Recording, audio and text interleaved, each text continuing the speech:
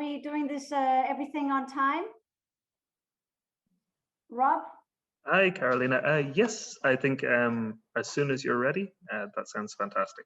Thank you. Okay, great. So, so thanks, Rob, for having me here, and thanks also to my colleague Torben Andersen for inviting me to chair this session. I've taken a look at the papers, and I think they all answer super relevant issues with collective intelligence. So the topic of our panel is the intersection between digitalization and public policy. So, the way we think is about the socioeconomic challenges of digitalization. So that's the major topic. So I have three distinguished speakers in this session. So the first is Snorre Frid-Nielsen, who is a postdoc at Copenhagen University, and his presentation will be about the digital economy and public employment services. Then we have Professor Stefano Sacchi from the Polytechnic in Turin, who will be making a presentation about artificial intelligence and social policy risks. And finally, Associate Professor Anna Ilsøe, who is at the Labor Market Institute of the Sociology Department at Copenhagen University, who will discuss how platform economies have responded to the digital economy. So the way we've decided to proceed is as in the program. That means the three speakers will have between 10 and 15 minutes each. And then I will collect questions as we go along, and then we'll have the question and answer session at the end. So for the question and answer session, if you could write in the chat what your question is and to who you would like to address it, then I'll collect those comments for the speakers. And the speakers will each make their own slide presentations. And please get in touch with them in case there are interesting issues that you would like to continue discussing with them. After all, it's interesting to network at conferences. Okay, so without further ado, I would like to ask Snorre to make his presentation. So Snorre Frid-Nielsen, please go ahead. Thanks, Carolina. And thank you for the invitation to participate in this panel and also in the conference so far. I've really enjoyed hearing all the different talks and panels so far. So it's really been a pleasure to have a peek into this area of collective intelligence, which is not something that I work in myself, but I feel that it interfaces quite well with my own research interests. So I should be sharing my screen now. It's flickering a little bit back and forth. Let me just hide the names and stuff here. Are you able to see this? Yes. Great. Hiding all the controls. Yeah, so my background is in political science, but I work in this kind of interface between political science and data science, social data science, you could call it. So I'm a postdoc at the Copenhagen Center for Social Data Science, where I do a lot of research on how machine learning and big data are used within public policy, but also as a tool to study public policy. My talk today will go a bit about digital public employment services with kind of a lens of fairness and transparency, looking at some of the issues and potential remedies here.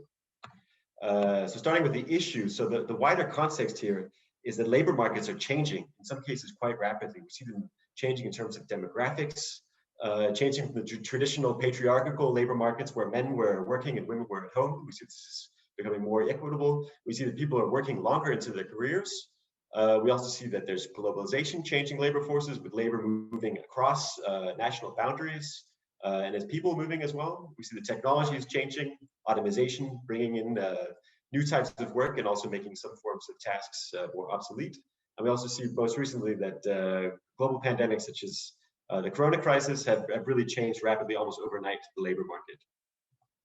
And this presents some key challenges for the public employment services, so the tasks or the agencies that are in charge of helping people who are out of work get back into the labor, so job centers and the like. And public employment services, they must now provide support throughout the whole working life, now that we have this kind of longer life cycle of work, where we also have changes in careers over time as the labor market changes. They also react more quickly to changes in the labor market, and they must also meet the needs of a more diverse workforce. And while these challenges are being raised, there's also the challenge that they must meet these tasks with increasing austerity. So they have less resources to deal with more complex problems, such as when and where to allocate resources. When should an unemployed person be left on their own to figure it out and get quickly back to the labor market? When do they need more of a helping hand? So one of the main solutions that has been raised among the OECD and others is to use new technologies and data sources to increase efficiency and client engagement. And one of the main ways that they've gone about this in the public employment services is through labor market profiling, which has become one of the dominant decision support tools for the labor market. So here it's mainly focused on predicting risk of long-term employment. So based on some kind of probability of risk, assigning unemployed individuals to different categories, and then having some different interventions for them based on their risk. And increasingly we see the use of AI, machine learning, and other large-scale big data approaches, including administrative data, social media data, and so forth, to drive these profiling tools. But we see that there's quite different across nations in the EU and elsewhere in terms of the data used, the types of models, and also the outcomes. So what do they actually do with the individuals once they've been profiled? And I think it's an interesting case here, because we see a transformation from what we typically call street-level bureaucrats who have some kind of policy coming in from above, a law, a regulation that determines what they should be allowed to do, and then these street-level bureaucrats that have some discretion in interpreting the law. So a police officer is kind of up to its own discretion of whether or not to give somebody a speeding ticket. And we see transformation from street-level bureaucrats to street-level algorithms. Here, part of this funny example in China, they now have these traffic police robots working. But also it's kind of a shift from individual expertise, collegial expertise from the caseworkers who are working in the public employment services, using their own morality and discretion to make decisions for individuals, to a collective intelligence where they must make these decisions in collaboration or at the behest of artificial intelligence and other statistical tools. It's also a highly sensitive area where individuals' lives are very much affected by the decisions that are made by the system. It's highly complex where there's many stakeholders, such as the public employment systems, the unemployed persons, employers, politicians, and so forth. And what we've seen is the kind of problem here is that there's been a high level of backlash against these profiling systems throughout the EU. There's of course been many successful cases, but there's also been many of these systems that have actually been canceled afterwards. In Finland, their system was canceled due to a lack of trust from caseworkers, even though it was quite accurate. In Switzerland, it was due to a lack of accuracy and trust.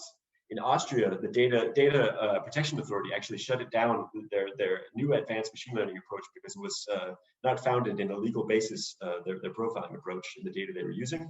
In Denmark, although they've made a very transparent and consent-based profiling system, the Danish Institute for Human Rights has launched a case due to discrimination and an apparent lack of consent. It's been a very hot topic in the media, dealing with these issues and raising this issue of discrimination with some anecdotal cases that have really framed the debate about it. So here the system was very transparent, telling people exactly which variables were used to come to the conclusion of the risk score. And in this case, one of the main most explanatory variables was whether or not a person was an immigrant, so their ethnicity.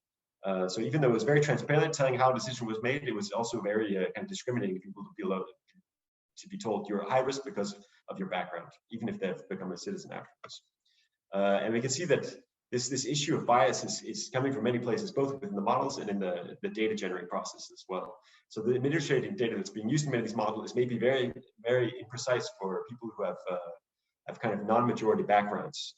So sick people, immigrants, people with discontinuous careers, informal workers. So the data may simply not be gathered in these systems because they've been working outside of them.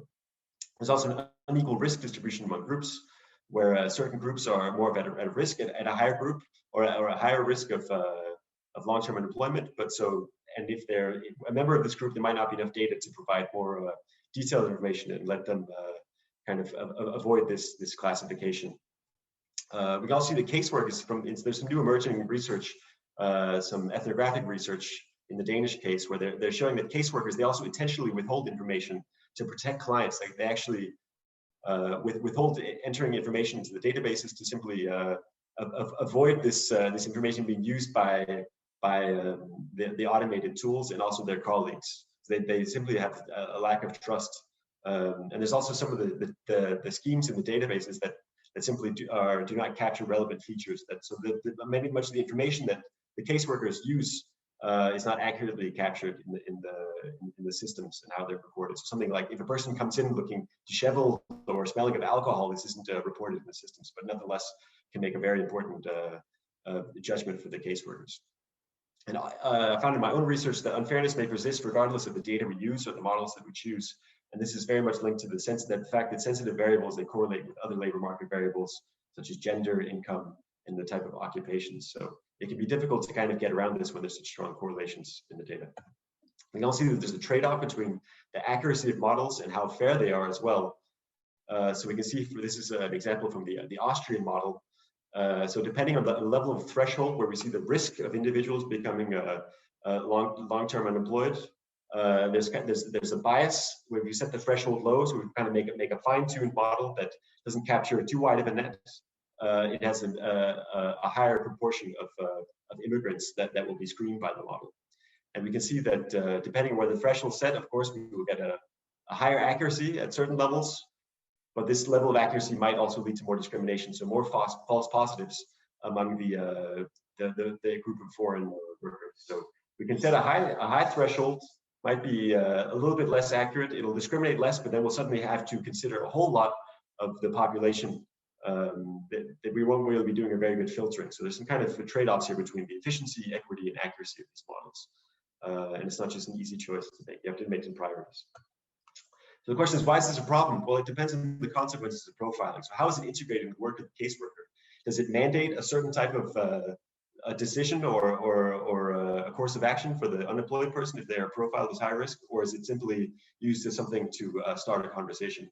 So we see one example where this has been kind of problematic is in the Austrian case, where individuals who are at high risk, they're put into moral interventions to stabilize and motivate them, but they don't actually receive any job training. And the problem is here is that there's a high level of the immigrant population who fall in the false positive group for being at high risk, and they will not receive the support that they've actually maybe benefit most from.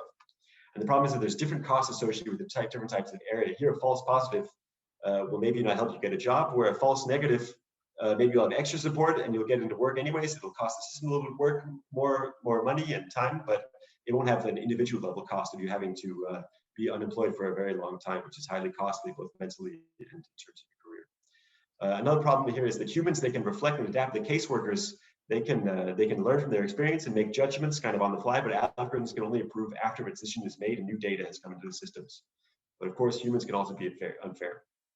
Categorizations of individuals, they can also create feedback loops where we kind of make people based on how we categorize them. We can create a vicious cycle and a path dependency once we label somebody with, for example, being at high risk of long-term employment. They can become a self-fulfilling prophecy. And in general, we see that humans tend to follow machine-made recommendations, even if they're in the loop. They might be resistant to avoid listening to what the machines tell them. So that's it for the first part. I have a little bit about remedies in this issue. I'm not sure if we should take this up at the end of the presentation, Carolina, or if I should continue now. I think it's fine that you go ahead okay. and already present. So what the problems are and then the remedies. And yes, so I'll present the remedies. Great, thank you, Carolina. So we can see one of the remedies is actually coming from within the EU itself. There's a new artificial intelligence regulation that's been proposed here recently, just a couple months ago. And within this regulation, they have categorized the area of employment, the labor market, as a high-risk area for artificial intelligence. And here they're making some very specific requirements for the design of these systems, such as high-quality data to minimize risk and discrimination. We need to not just have these kind of weak databases that don't cover citizens well. We need to really make sure that the data quality is at a high level. We must ensure some level of accuracy and robustness, as well as data security and data privacy for individuals. And there's an increasing emphasis in transparency for users. So this would both be for the caseworkers and for the unemployed persons who are impacted with these systems. That's how I'd imagine. Now the law hasn't come into force. This might take a couple of years, but this is kind of how you could imagine it be going. There's also some additional aspects relating to risk management, documentation, and also human oversight to minimize risk in the systems. But I mean, in terms of the remedies, I mean, providing transparency, I think, can be key to increasing the trust here. And I think it's been a common theme in many of the talks that I've heard at the conference so far, is this issue of trust and transparency. We can see these systems, even if they've been accurate, if they don't have the trust of the caseworkers who are to use them, they will inevitably fail. And they must also still allow some discretion. So I think having this transparency, showing the boundaries of when the model doesn't work well, or if the level of potential for discrimination can allow the caseworkers to kind of more use their own judgment in these cases, if they know the weaknesses of the system. So I think for being transparent about these things can strengthen the trust and also the effectiveness of them as well. We can, for example, show the level of uncertainty in the predictions, or show important variables. Here in data science, we have these new techniques like the data shaping line, which can show actually which variables are being most impactful on the level of individual observations and the level of confidence here as well. But we see that also transparency can be a double-edged sword. It can also lead to mistrust, like in the Danish case. Of being transparent about the discrimination, it can also lead to a lack of trust in the system. So it is kind of a balancing act. We can also consider different types of fairness criteria. Do we prioritize equality of opportunity when a person meets the algorithm, or do we prioritize the outcomes? So do we want everybody who is similar to be judged in a similar way by the algorithm, or do we want a similar outcome? We can say we want to make sure that people avoid being long-term unemployed at a similar amount. So it's kind of maybe there's some tensions between these definitions, but we need to make decisions based on the problem at hand, whether it's unemployment, labor market, or other policy areas. And we must also assess the cost of errors for different groups. So it's more costly to have a higher level of false positives, false negatives. Is it more costly to predict incorrectly that you'll be long-term unemployed, or that you will quickly get into the labor market? These might have different trade-offs and impacts for the individual level. And I think some of the talks before, I think we're very interesting here talking about the design space. So we can also incorporate the notion of fairness into the design space. So in terms of how the problem is defined and who has the say in designing the problem. So we can see some from the recent ethnographic research looking at how the caseworkers, how their encounters with the data scientists who design these systems, because there's very different value metrics that they assign to algorithms and profiling tools. The data scientists, politicians, they kind of prioritize these profiling tools. The data scientists, of course, it's a very nice binary classification problem. It fits in with something that fits their background. But the caseworkers, they have a completely different priority of what they would like to have automated. It's more about mitigation of these organizational contradictions and processes that can be confusing. Maybe these mundane tasks can be made easier. That's the kind of things that they actually would prefer rather than a profile botting. So the question is, does the tool actually fit the problem? And I think we need to involve the stakeholders from an early stage to design tools that are actually useful for the real life problems that are out there. They shouldn't just come from above somehow. And the question is, who has the actual final say in terms of deciding design? Here it seems that it's been the data scientists. They're sitting with the data, they understand the tools. They're the ones who shape the products, and then they might actually not be useful for casework. So it's kind of a problem. That's it for my slides. That's it for now, and I look forward to questions and discussion. Yeah, thanks, Snorre. What I suggest is that we go through all three presentations, and then that we take questions and comments at the end. So I now invite Stefano Sacchi to share slides and make his presentation. Thanks for an interesting presentation, Snorre. Please go ahead, Stefano.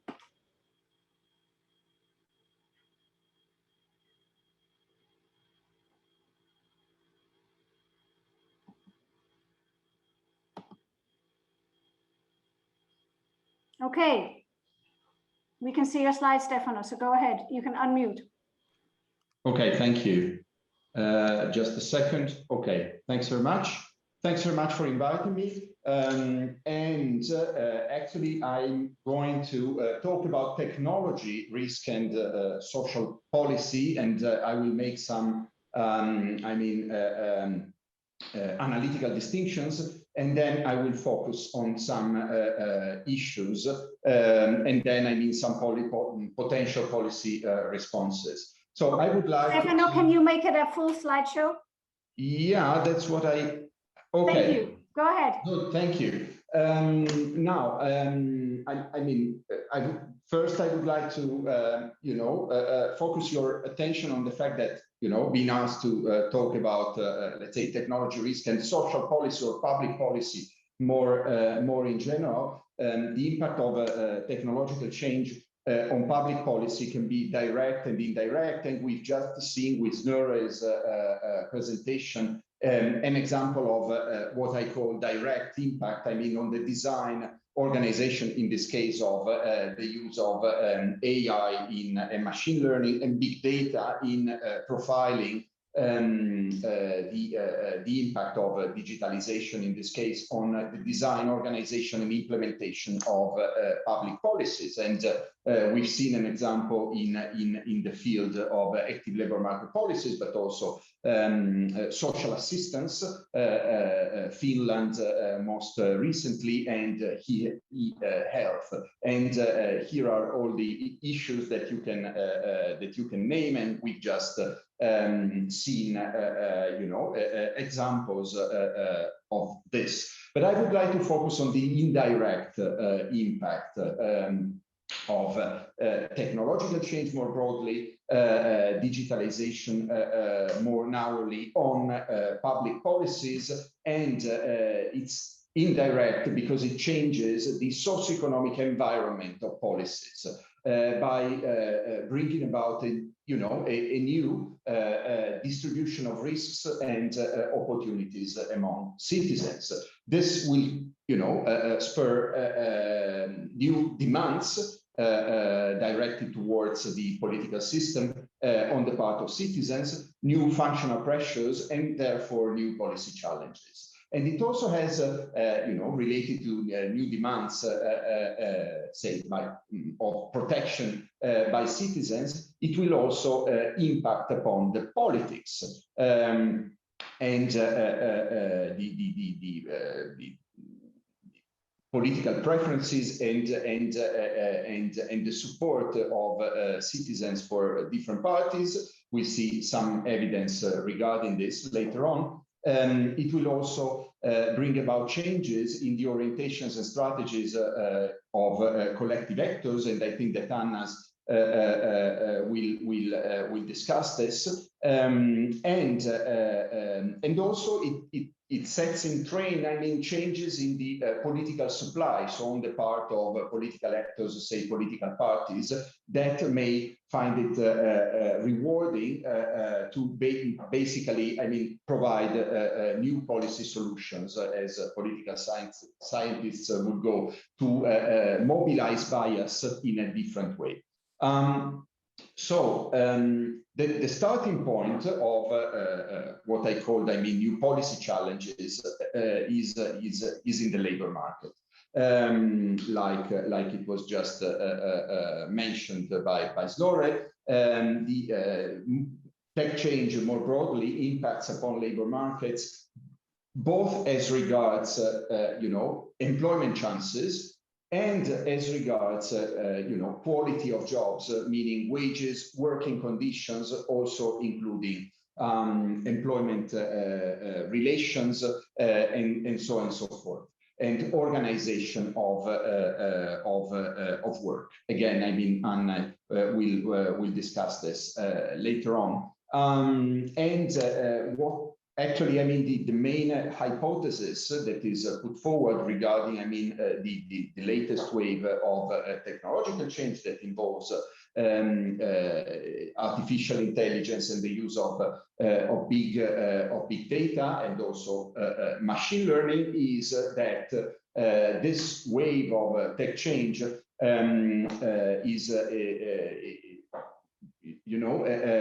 impacts negatively upon middle skilled, mostly service occupations. Why service occupations? Because those in manufacturing have, in a sense, long gone with the industrialization. But mid-skilled service occupations are negatively impacted upon insofar as they can be replaced by precisely, they can be replaced when machines can learn their occupations and the script, basically, that that they are performing. And so there is a key concept that is the degree of routinization of one's occupation. The higher the degree of, let's say, predictability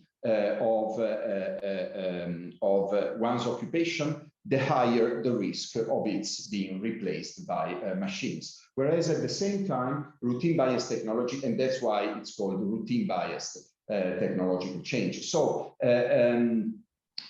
I was saying that actually, this kind of technological change is thought to have a positive impact both on employment chances and on wages and working conditions on high-skilled workers, and also a positive impact regarding employment chances, but much less so regarding wages, on low-skilled workers that are, however, non-routine workers, those in personal services, in caregiving, in the food and catering industry, and so forth.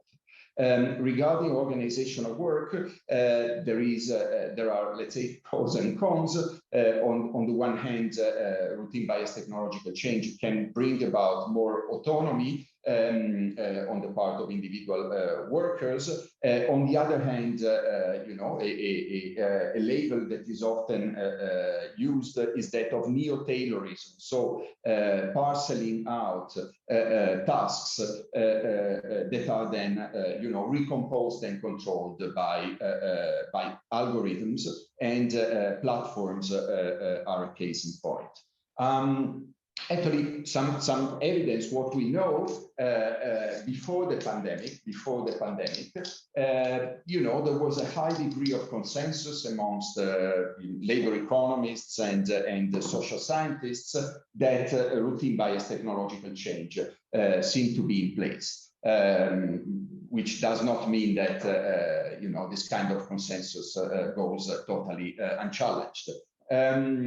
But the point is actually, it's not that people who are more at risk because they perform occupations that are highly routine occupations, in particular mid-skilled workers in the service sector. It's not that they are losing their jobs right now. Rather, their occupations are lost. So this is called attrition. The OECD documents that, provides evidence for that. Actually, these people will reach retirement age and their positions will not be reopened for new entrants into the labor market. And this also tends to be, let's say, corroborated by some evidence of layering of technologies, whereas in particular in small and medium enterprises, but not just there, old technologies coexist with new technologies. Younger workers use new technologies, whereas older workers use older technologies that then are being replaced when they retire. And so some points here are worth noting and discussing.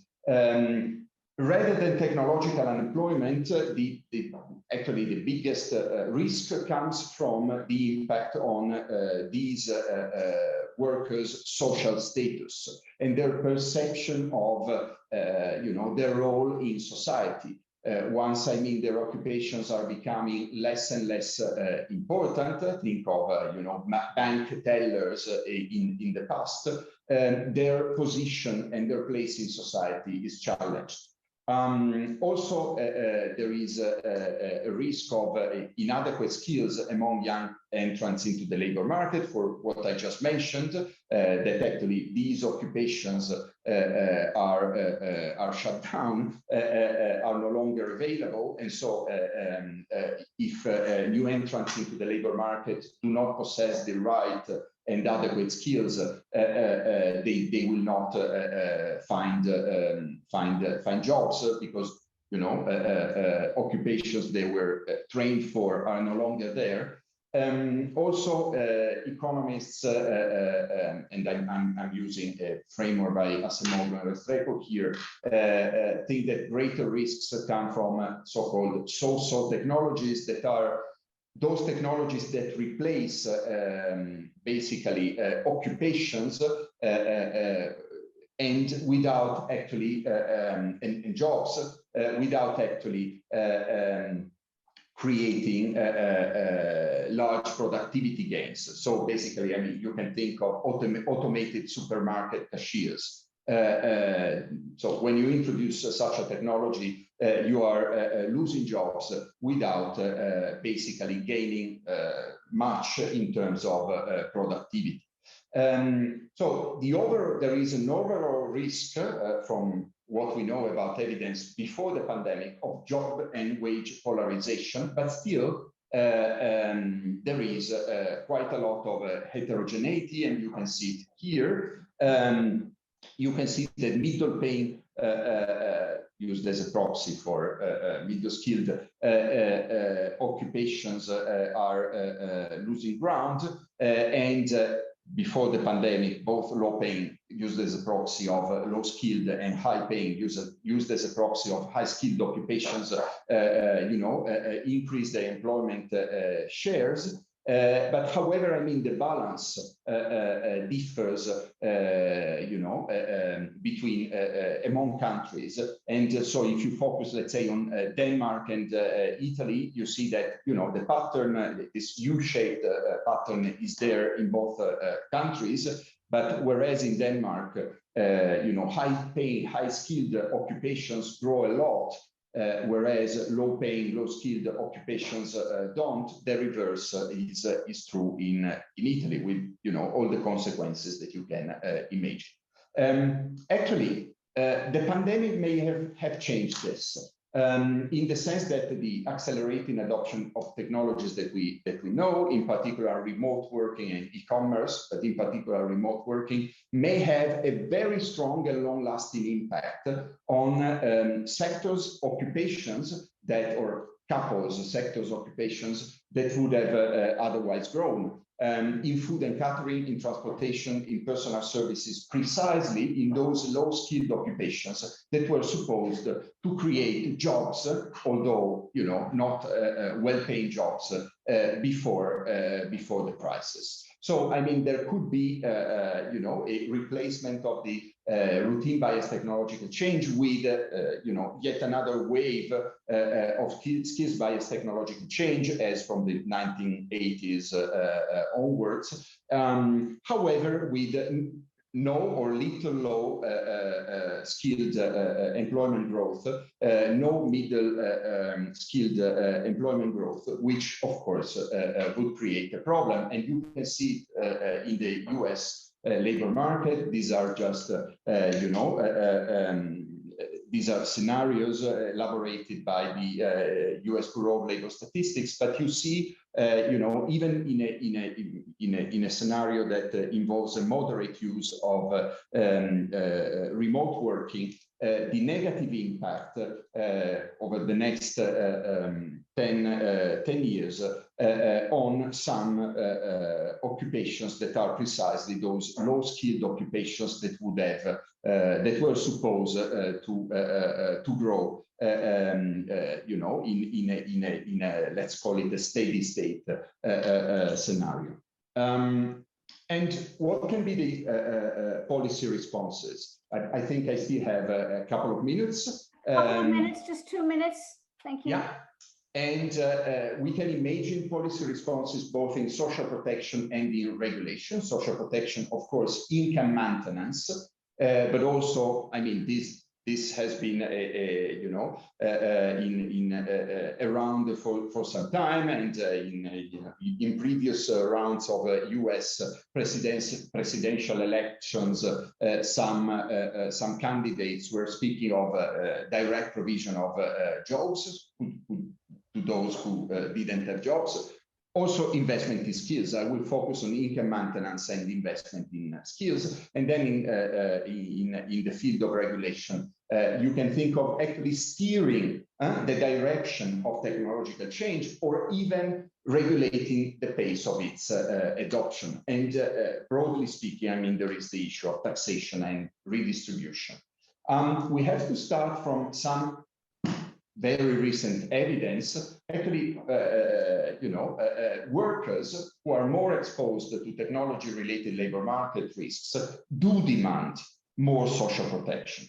The point is, which kind of social protection?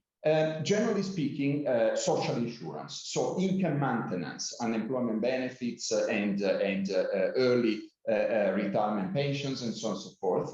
There is some, although mixed, evidence that they are also in favor of generalized safety nets, such as generalized minimum income schemes and universal basic income, that is widely discussed in policy circles as a response to these problems. But evidence that citizens who are more at risk demand universal basic income is not strongly there. However, there is, and this is surprising, there is no evidence whatsoever of demand for education and training. So precisely for those schemes to update skills that would be needed. Also, I mean, there is no effect for women. It's not that the exposure to tech-related risks of women is not there. It is there. They generally have the same, they hold the same risks vis-a-vis replacement by technology. But the problem is that they are overridden by other labor market constraints, that technology is, the last of their problems. Also, there is evidence of exposure to these tech-related risks and support for right-wing populist parties. And altogether with the, and this resonates with this politics of social status I mentioned. So, I mean, altogether, this tells you why social insurance rather than social investment is demanded by citizens, is preferred. However, this would mean that societies would be unprepared to changes. So leadership is needed to steer, I mean, social policy adoption. This will be my last slide. Leadership is also needed in regulation, and here, I mean, I can only touch upon some points. Taxation is, of course, a prominent issue. I mean, should we and how can we do that? Should we tax platforms, and how can we do that? Maybe taxing those network effects that are at the core of platforms' value. A platform acquires value only insofar as it networks many people, and so this can be in a sense measured and taxed. Also taxing those social technologies I mentioned before, or generally speaking, as some economists would now go, I mean, we should tax capital at least as much as labor, instead of doing the other way around as we are currently doing. Another, given what I just mentioned after the pandemic, maybe thinking about regulating the adoption of remote working for its both macroeconomic and its microeconomic effects could be reasonable. And then I also mentioned something that circulated in the French debate, some bans or temporary bans on some platforms. I leave it at this, and I look forward to your questions. Thank you very much, Stefano, for this great overview of the bigger issues at stake. I now, without further ado, invite Associate Professor Anna Ilsøe to share her slides and do her presentation, which is on the regulation of the platform economy in the Nordic countries. Anna, please go ahead.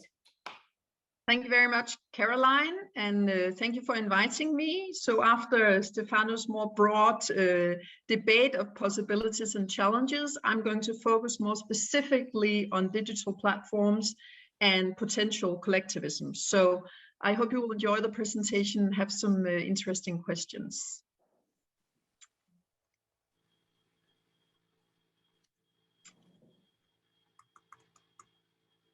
So, can everyone see the slides? Great. So, like regulation of digital platforms have often been addressed as, you know, the Wild West, no regulation, and platforms do not want any regulation at all. They want to operate freely. However, we see emerging trends of platforms proactively seeking regulation. And I would argue, at least in the Nordic sphere, they do so because there is a business advantage. So I'm going to present to you today some results of the 3 ongoing projects I have on digital platforms where I do employer interviews. I also want to analyze digital data from platforms together with a number of colleagues here at University of Copenhagen. So we all know that we see this change in the labor market from a job economy to a gig economy, from organization of work in full-time jobs to tasks. And we see a growth in income via digital platforms. So digital platforms are often attached with an individualization of risks. Often they are weakly regulated, and also they often operate outside the collective risk protection we have in society. So outside the welfare state options, outside the collective bargaining systems. And in my research, I especially focus on labor platforms and how they operate here and what kind of strategies they have operating outside all this. And labor platforms, if some of you haven't heard about it before, it's platforms that facilitate selling and buying of labor-intensive services. I think the most prominent example is obviously Uber, but we also have, for instance, Upwork, which is a crowd work or freelancer platforms, and we also have both low-skilled and high-skilled platforms.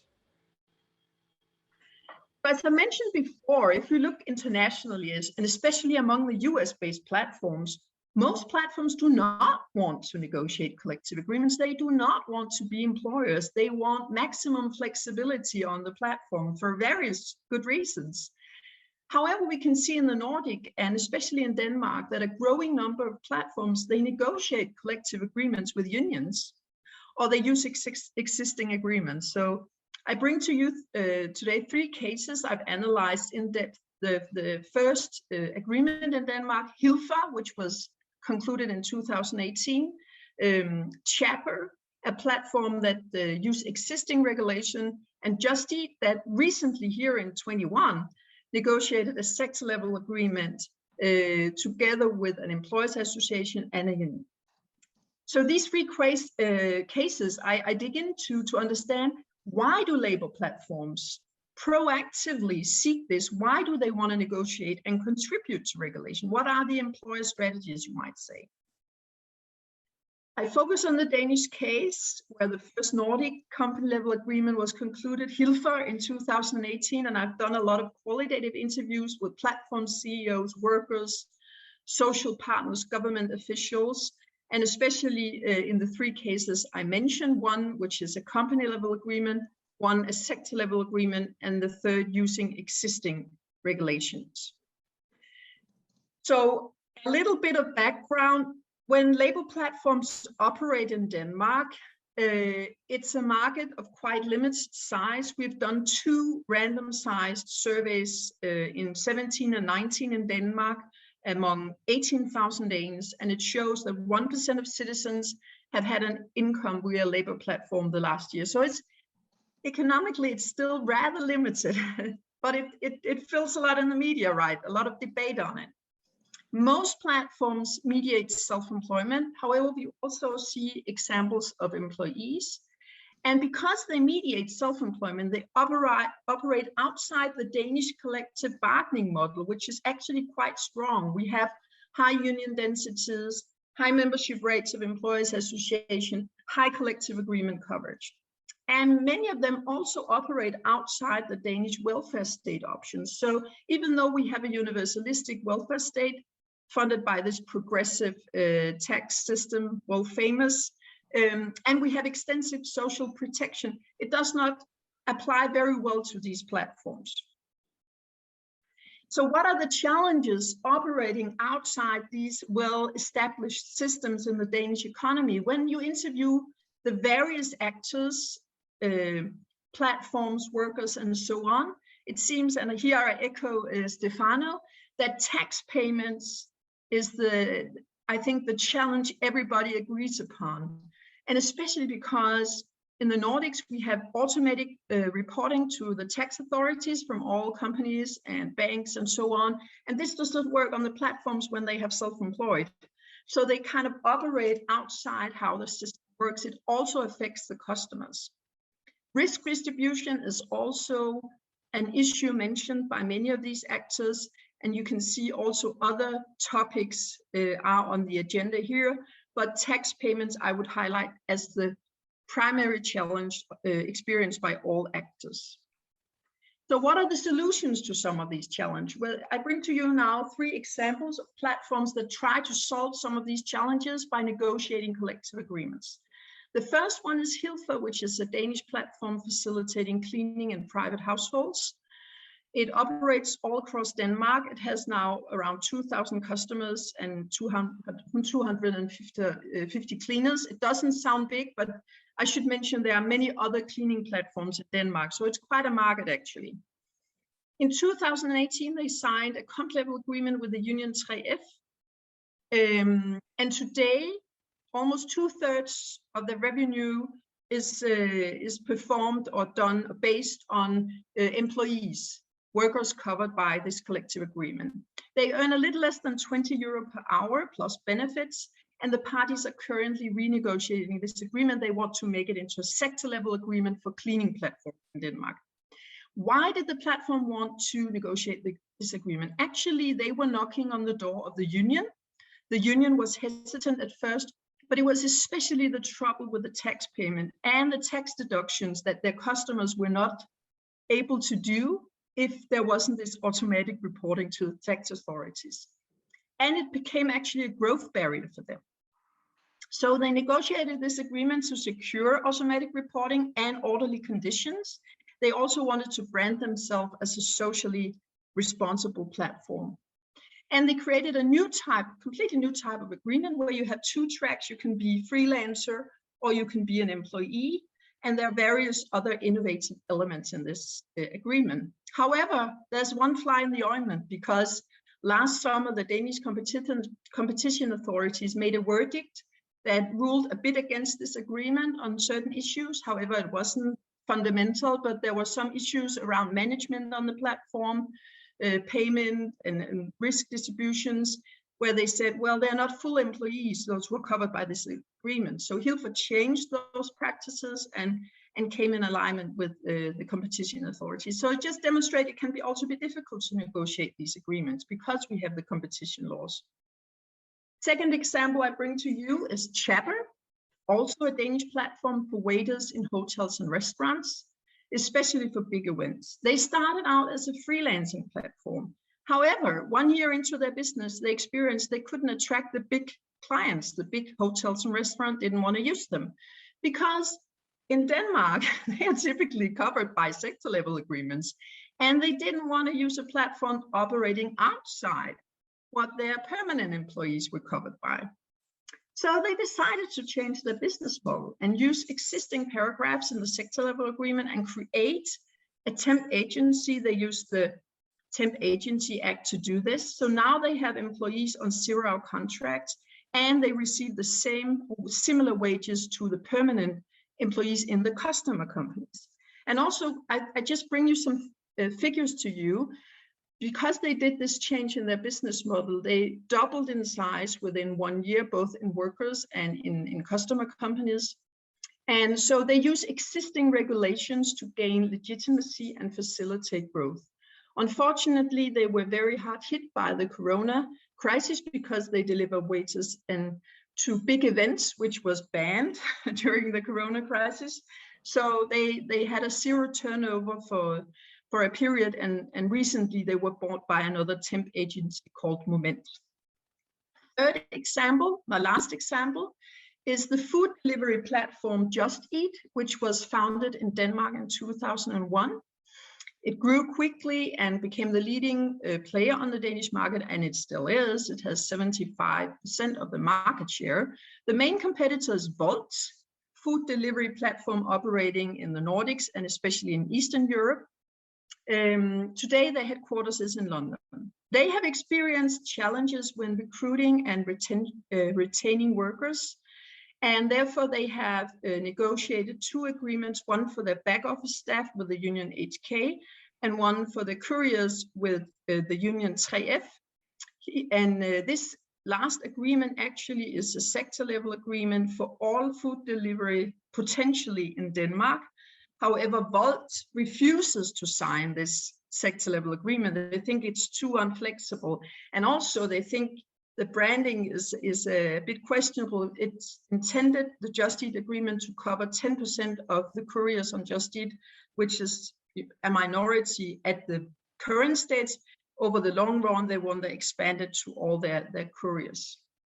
So, yes, conclusions. I think time is running. This is just a few cases to bring to you examples of that perhaps are counterintuitive to the general literature on digital platforms, that they just want to operate outside regulation, they just want flexibility, they just want to avoid regulation and so on. Actually, what we can see in the Nordics, that the Nordic collective bargaining models and welfare models perhaps push some of these online labor markets in direction of regulated labor markets in collective models, which is path dependent to the traditional regulation in the Nordic countries. And interestingly, some of the platforms seem to be the drivers of this process. They actively contact unions, want to negotiate agreements, because they can gain legitimacy and growth in the Nordic markets. And I think more interestingly as well, and this is a hypothesis I want to test further in coming research that I'm doing, is that they use collective agreements, they use negotiations, especially perhaps to comply with the welfare state model and the tax system, because that's more difficult to change. It's more difficult to change the welfare state and the tax system, but it's perhaps easier to use collective agreements, negotiations to create a bridge that make you adaptive to the general welfare state. So this is what I want to investigate further in my research. And I think based on what I find here, I think there are some discussions that need to be explored further in future research and digital platforms, that we also need to include the welfare state institutions in our studies, because there are interesting dynamics here with the platforms.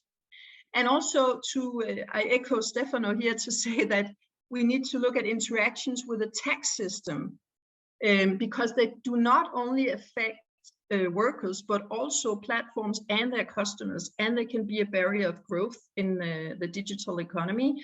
We have processes at EU trying to handle this solution, this challenge. We also have national processes. For instance, in Denmark, the tax authorities are developing an API that should make reporting from Airbnb automatic.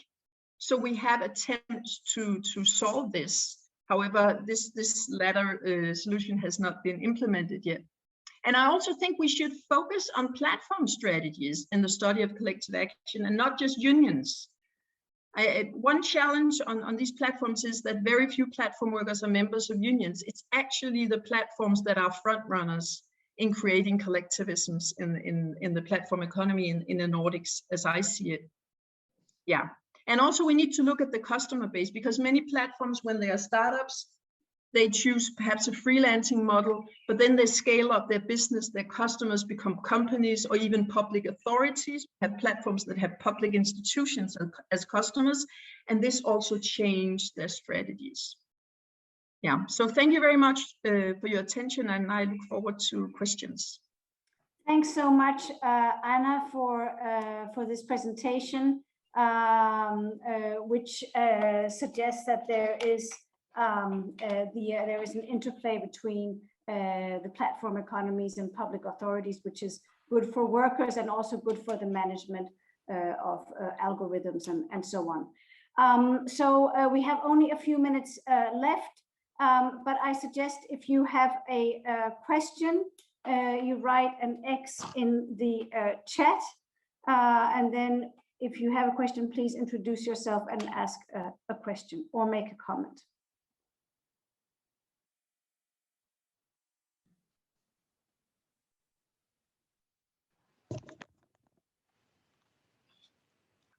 Hi, I do have a question.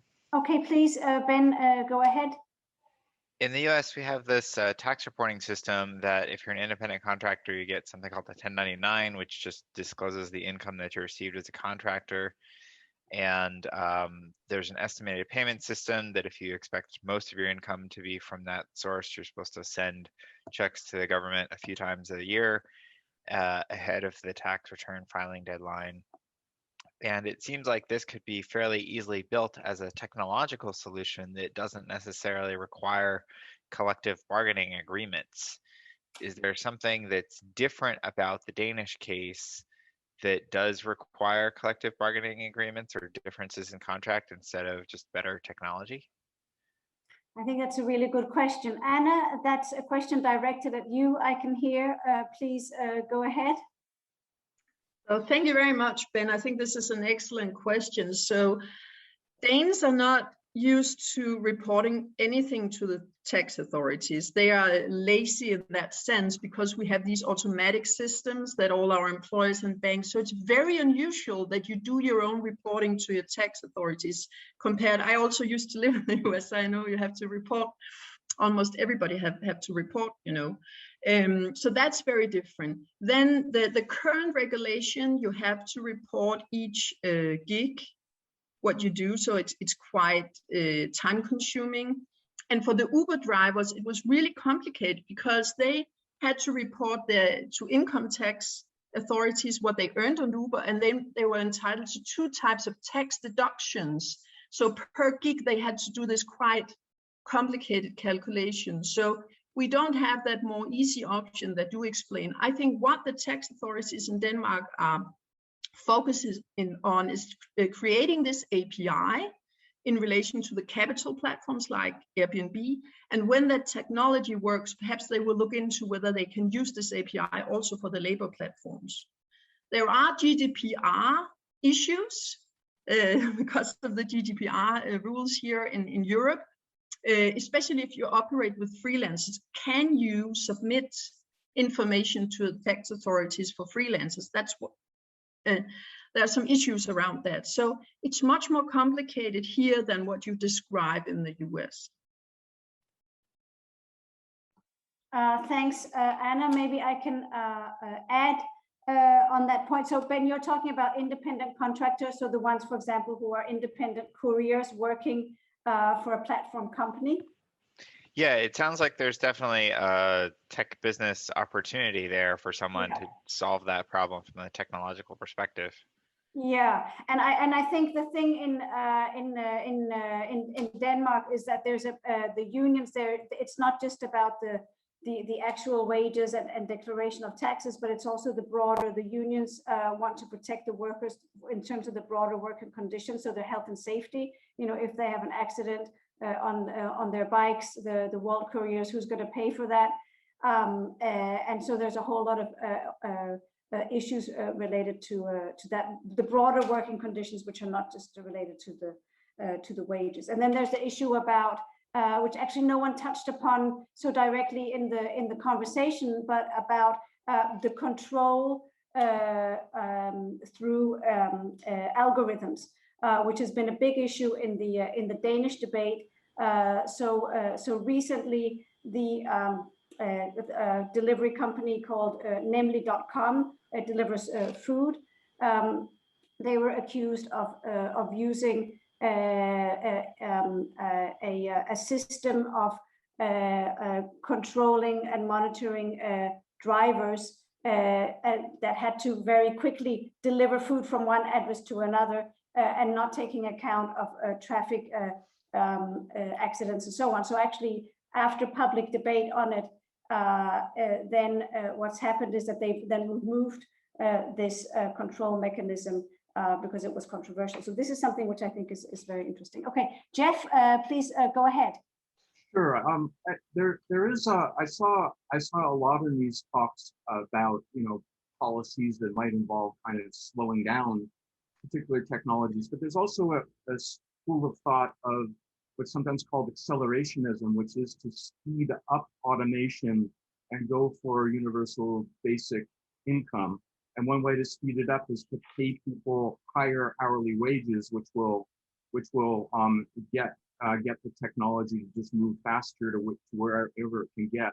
I'm just wondering if any of the speakers have whether this idea is at all taken seriously, or you've seen it at all in the conversations you've had with policymakers. Okay, Stefano, Snorre, or Anna, do you want to take that point? I can take the point from my own perspective. True. I mean, this is an option actually. However, there are some. I will focus on some practical limitations, in particular in Europe. Then, I mean, we might want to discuss, but maybe not necessarily now, about also some, let's say, theoretical or analytical limitations. Now, the point is, in Europe, actually, UBI is supposed to replace most of other social schemes that are in place. And when you have a dense, institutional landscape made of several other schemes, this is not, an option that is generally liked by those actually who already work, who are the majority of citizens, and who actually have access to a menu of social protection schemes. Also, and this, I see this as the major limitation. We see it in data. Like I was saying, I mean, those who are, let's say, more at risk of technological change. I mean, there is some evidence in my own research, for instance, that they actually would like to see UBI in place, but this is a mixed evidence. Other scholars don't find it, but generally speaking, this is a weak preference as compared to other forms of social protection, in particular social insurance, such as short-term work, Kurzarbeit, and so on and so forth, and unemployment insurance, unemployment benefits. Why? I mean, because they work and they have access to many other schemes. Also, I mean, in the European landscape, there are unions, trade unions, who clearly do not like UBI because it would basically reduce their institutional power resources and reduce their capacity to bargain over details of collective agreements. But however, yes, we have to recognize this, although, I mean, there are several policy impediments to that. Thank you, Stefano. I'd also just like to add, in Finland, there has been an experiment with the universal income, and that has now halted. So it's not something which also from a policy was not believed to be successful in terms of the intention of the policy. And like Stefano says, it's the unions. It's entering the turf of the unions, which whose main task is to protect the workers. Does anybody have anything to add on that, Anna or Snorre? I would just shortly say that the shift has been more towards active labor market policies, away from the more limitless passive schemes. It's generally been moving that way. It's my impression, at least. Just to quickly add. Otherwise, I agree with what Stefano is saying. Yeah. Thanks, Snorre. And we've gotten we have talked for about this the intersection between public policies and the digital economy for more than an hour now. So now it's time to close this panel. I'd like to especially thank the organizers, so Rob and his team, and also, of course, the speakers of this panel. I think it's been super interesting, and hopefully some future exchanges and collaborations will emerge from this. So thank you very much.